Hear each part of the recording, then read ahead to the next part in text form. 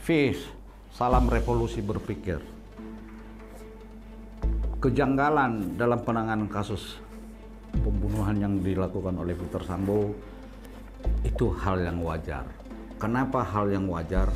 Karena dalam penanganannya tidak sesuai prosedur yang ada. Ya katakan begini, dalam pembunuhan itu yang terjadi pembunuhnya polisi, yang terbunuh polisi, yang menuntaskan kasusnya polisi. Sehingga yang didepankan kepolisian saat ini adalah Undang-Undang Kepolisian Nomor 12 tahun 2002 yang mana turunannya menghasilkan kode etik yang dilakukan apa. Seharusnya landasan berpikirnya Pancasila, Undang-Undang Dasar 45, Undang-Undang Kepolisian, lalu KUHP. Nah, artinya apa? Negara harus berani membentuk satu tim kalau benar-benar negara ini mau memperbaiki citra dan untuk mengembalikan kepercayaan masyarakat Indonesia terhadap institusi Polri. Ada hal yang banyak harus dibongkar dalam kasus ini karena banyak cerita tentang kasus pembunuhan ini kenapa terjadi. Tapi pengakuan Peter Sambo itu dia yang melakukan pembunuhan dan merencanakannya, suatu tugas untuk negara membongkar kasus ini. Tapi kalau hanya lembaga Polri yang dibiarkan membongkar kasus ini, maka inti dari permasalahan ataupun motif yang sebenarnya tentang pembunuhan akan berubah. Itulah sebabnya dari awal proses untuk membongkar motif pembunuhan ini ceritanya selalu berubah-ubah. Kenapa? Karena dalam pembunuhan ini pun sebenarnya yang dilakukan oleh Peter Sambo terhadap Brigadir J sudah sangat terencana. Artinya apa? Setelah selesai pembunuhan itu, dia mengajak banyak anggota Polri yang terlibat untuk menutupi kasus ini. Banyak orang yang terlibat, mau dari Polri maupun dari luar. Tapi yang sangat menarik sebenarnya adalah bahwasanya dari awal ini dikatakan pelecehan seks, sehingga asumsi atau pemikiran di tengah masyarakat itu Brigadir J yang melakukan perselingkuhan terhadap nyonya atau PC. Kalau dilihat dari runut awal berpikir, landasan berpikir, kalau kita berpikir tidak akan mungkin kalau hanya gara-gara pelecehan seksual dilakukan oleh Brigadir J Huta Barat terhadap istrinya dia dibunuh. Tidak, pasti ada satu permasalahan yang sangat rahasia yang diketahui oleh Brigadir J Huta Barat. Dan bukan hanya satu, pasti banyak permasalahan yang dia ketahui tentang perilaku daripada Sambo, Ferdi Sambo. Kenapa hal ini terjadi? Ya wajar-wajar saja kalau melihat sayangnya terhadap Brigadir J dalam hal bekerja yang sampai dipercaya sama istrinya, suatu hal yang sangat mustahil sebenarnya dia dibunuh. Tentu ada beberapa seperti yang berkembang saat ini, beberapa kasus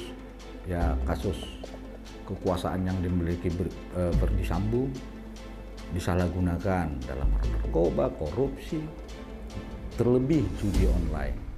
Artinya kalau secara bebas kita melihat atau bebas kita berpikir, tuduhan itu benar adanya.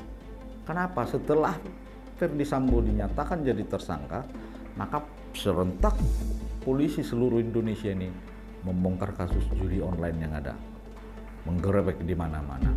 Artinya kan tanpa disadari Polri sudah menjawab, ya ini sedang kita tangani. Nah untuk itu, agar ini tidak menjadi polemik yang berkepanjangan dan dimanfaatkan menjadi kesempatan dalam untuk menutupi kasus lainnya seperti kasus politik yang saat ini begitu sangat hingar-bingar yang membuat masyarakat sulit, ekonomi maupun hukum. Artinya apa? Kasus ini supaya segera dapat dituntaskan kasus ini dan menemukan motif yang lebih jernih, pemerintah harus membentuk satu tim mengawal penyelidikan yang dilakukan oleh kepolisian. Kalau hanya polisi yang dibiarkan menuntaskan kasus ini, maka konflik of interest tidak akan terelakkan, sehingga tidak tertutup kemungkinan nantinya almarhum Brigadir J Huta Barat bisa dituduhkan satu persoalan atau satu ketersangkaan terhadap dia, padahal beliau sudah meninggal, beliau sudah tidak memiliki hak jawab. Nah, untuk itu sebaiknya ini harus dilakukan kalau benar-benar mau menyelamatkan institusi Polri agar publik percaya lagi kepada Polri, karena sudah terlalu banyak juga permainan di tubuh Polri, seperti menutupi kasus korupsi, menutupi kasus lainnya. Dan ini sebagai bukti dan kesempatan bagi seluruh elemen bangsa ini untuk memperkuat, membenahi kepolisian Republik Indonesia. Untuk itu saya mengajak pemerintah, aktivis, tokoh berpijak dalam berpikir. Landasan berpikirnya berpijak kepada Pancasila, Undang-Undang Dasar 45, KUHP, dan Undang-Undang Kepolisian. Pemeriksaan etik yang dilakukan polisi saat ini terhadap seluruh yang terlibat dalam kasus pembunuhan ini menurut saya kurang tepat, karena ini pidana murni.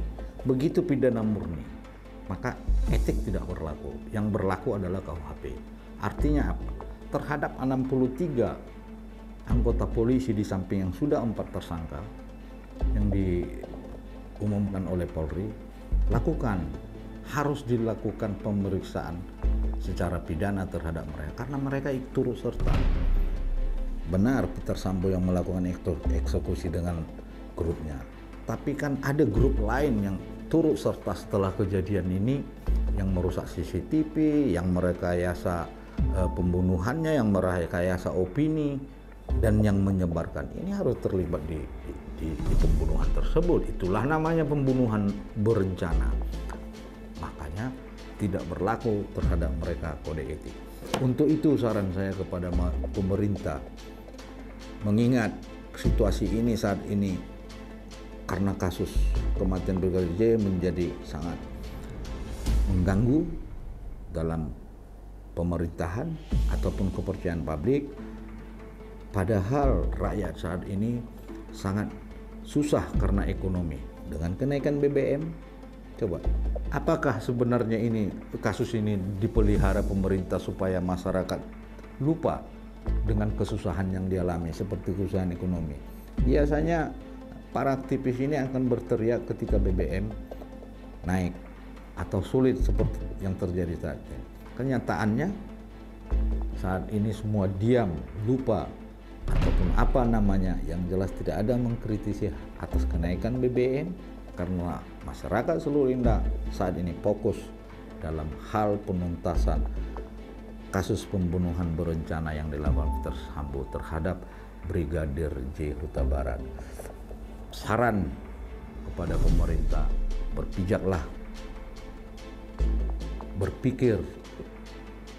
berpikirlah berlandaskan Pancasila, Undang-Undang Dasar 45, dan undang-undang yang berlaku terhadap semua masalah sesuai undang-undang yang ada. Demikian, terima kasih, sampai ketemu berikutnya.